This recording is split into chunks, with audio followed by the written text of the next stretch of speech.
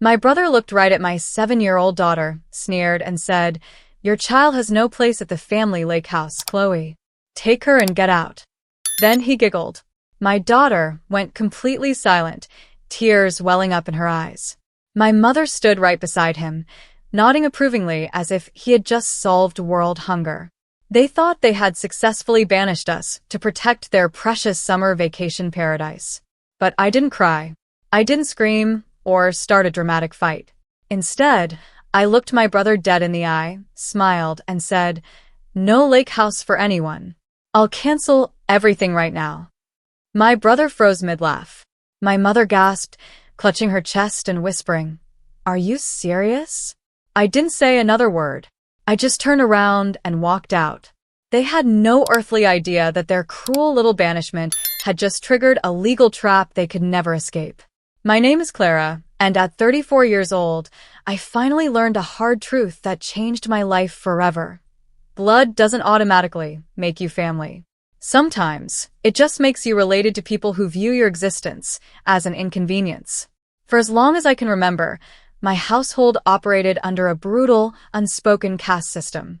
My younger brother, Ethan, was treated like a sacred prince who could do no wrong. If Ethan failed a college class, my parents bought him a luxury car to cheer him up. If Ethan started a reckless business venture that tanked, they drained their retirement savings to bail him out. He could do, say, or break anything, and he would always be met with applause. And then there was me. I was the quiet, hard-working daughter who was expected to stay in the background, clean up their messes, and ask for nothing in return. When I became a single mother at 26, raising my brilliant, sweet daughter Lily completely on my own after her father vanished, my parents didn't offer a shoulder to cry on. Instead, they treated us like a public embarrassment. They constantly made passive-aggressive remarks about how I ruined my future, while praising Ethan's non-existent accomplishments to high heaven. I spent years biting my tongue, enduring their cold treatment, and flying under the radar just to keep a shred of peace. I thought that if I worked hard enough, built a stable life, and kept my head down, they would eventually look at me and my daughter with love. But people consumed by arrogance and golden child syndrome never change. They only escalate. And they had no idea that their golden boy's cruelty was about to cross a line they could never, ever walk back from. The boiling point of our family dynamic finally happened during what was supposed to be a relaxing summer weekend at our historic family lake house. My parents had invited the entire extended family for a grand getaway, and since I wanted Lily to have happy childhood memories with her cousins, I reluctantly agreed to attend. We packed our bags, drove 4 hours, and arrived hoping for a peaceful few days by the water. But the moment we stepped onto the wooden porch, the welcoming atmosphere completely vanished. Ethan was standing near the screen door holding a glass of iced lemonade, wearing a smug, insufferable grin. He took one look at Lily, who was holding her favorite stuffed rabbit, and sneered like we were stray dogs wandering onto private property. Before I could even set our duffel bags down, Ethan stepped directly into our path and looked right at my innocent 7-year-old daughter. He didn't even bother lowering his voice, wanting to make sure all the arriving relatives could hear every single word he uttered. "Your child has no place at the family lake house, Chloe," he said, purposefully getting my name wrong just to demean me. "We have high-end guests coming this weekend, and we don't want a noisy, annoying kid ruining the aesthetic. Take her and get out." Then, he threw his head back and giggled, a high-pitched, mocking sound that made my blood run cold. Lily went completely silent, her little lower lip trembling as she clutched her stuffed animal tighter and buried her face in the fabric of my jeans. I looked over Ethan's shoulder and saw my mother standing right inside the hallway.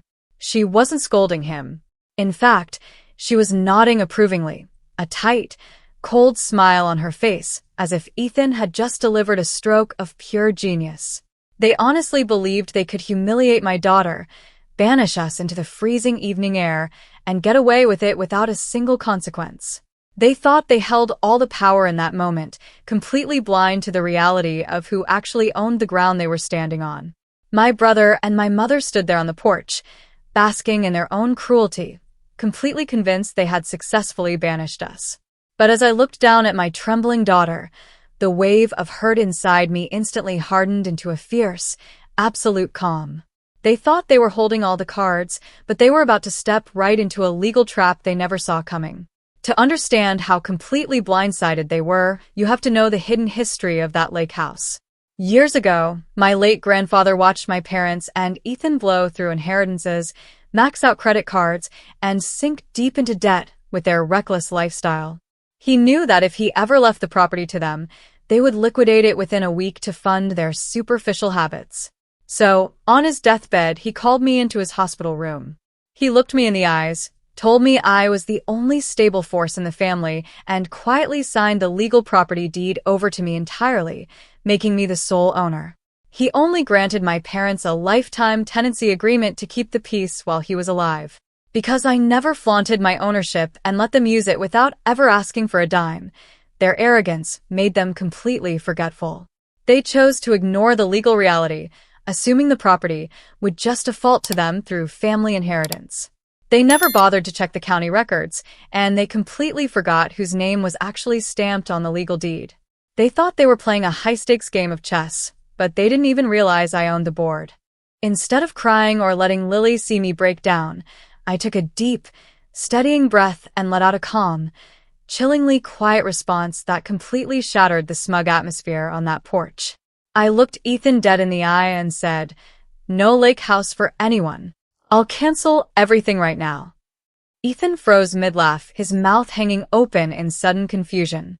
My mother gasped from the hallway, clutching her chest and whispering in a tone of absolute disbelief, "Are you serious?" I didn't waste another breath arguing with them. I turned around, walked straight to my car, and pulled out my phone to dial my real estate attorney. Within minutes, the legal machinery was set into motion. Because my grandfather's deed gave me absolute ownership with zero tolerance for tenant abuse or unauthorized guests, my lawyer immediately issued an emergency property freeze and revoked all guest access permits for the estate.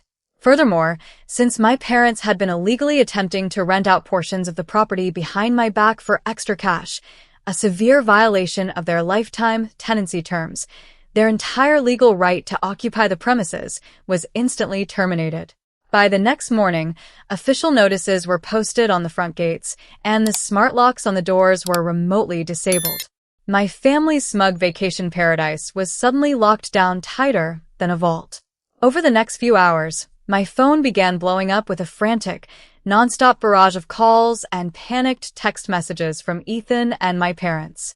They were stranded outside the gates with their high society guests arriving in mere hours, realizing that their arrogant little banishment had just locked them out of their own temporary kingdom.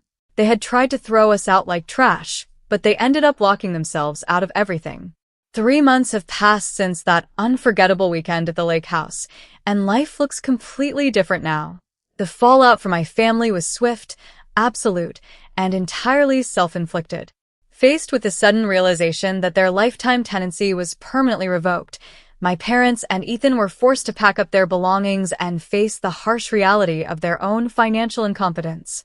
Without the lake house to host their high society friends and hide their mounting debts, their fragile house of cards completely collapsed. Ethan lost his supposed status among his peers, and my parents had to downsize drastically to survive. Meanwhile, Lily and I are thriving, surrounded by genuine peace, security, and a warmth that money can never buy. Standing up to them didn't just protect my daughter's dignity, it gave me the profound strength to realize my true worth. Now, I am curious about all of you who are listening to my story. What would you have done if your family treated your child like that? Would you have locked them out of the property immediately, or would you have handled it differently? Let me know your thoughts in the comments below, and tell me the city you're watching from so I can see how far our story has reached. Thank you so much for watching until the very end.